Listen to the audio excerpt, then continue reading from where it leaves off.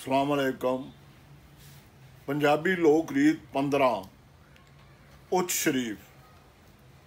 बहावलपुर रियासत का एक वड्डा शहर जिन्हों आदर पारों उच शरीफ आख्या जाता है।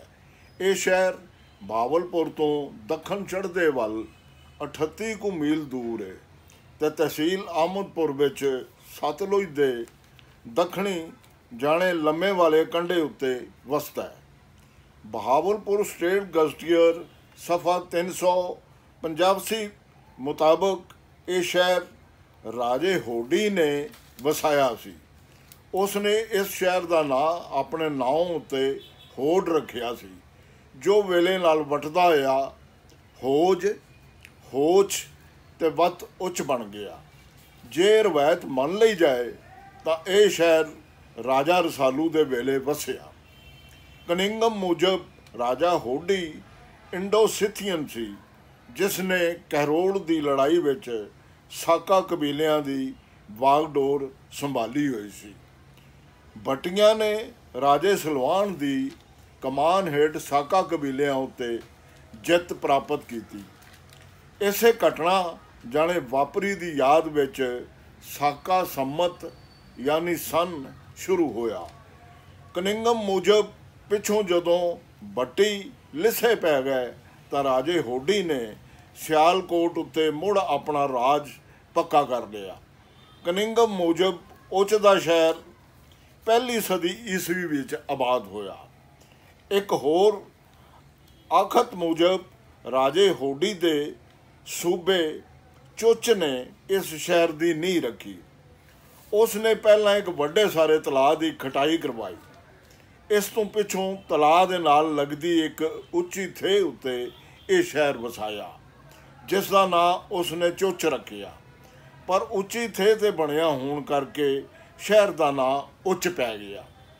मलफूजात मूसा पाक शहीद मुताबिक उच शहर की नींह 980 ईस्वी विच सैयद शफीउद्दीन हकानी ने एक उच्ची थे उत्ते रखी, जिन्हों उदों राजे होडी दी थे कहा जाता सी।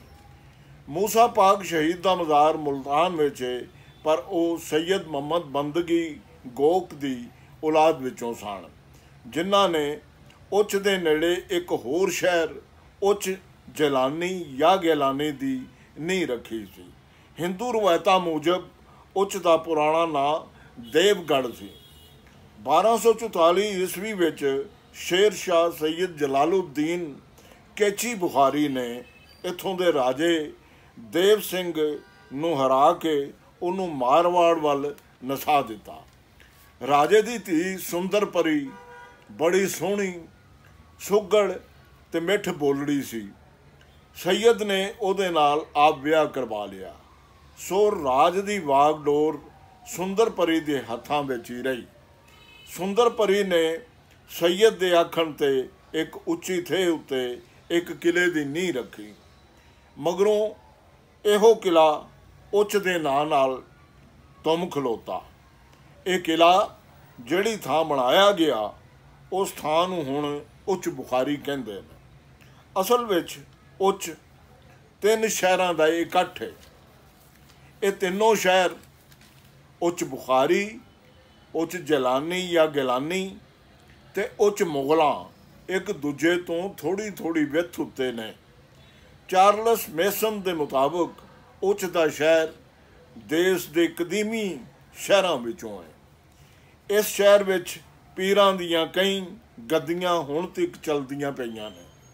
इत्थे पीरां दियां अनेकां खानगावां तकीए ते रोज़े ने। इस धरती का चप्पा चप्पा पीरां फकीरां दे मज़ारां ते कबरां नाल ढकिया होया है। कुछ वधेरे मशहूर पीरां दे नाम ये ने मखदूम जहानिया, मखदूम राजन बटाल ते सैयद जलालुद्दीन बुखारी।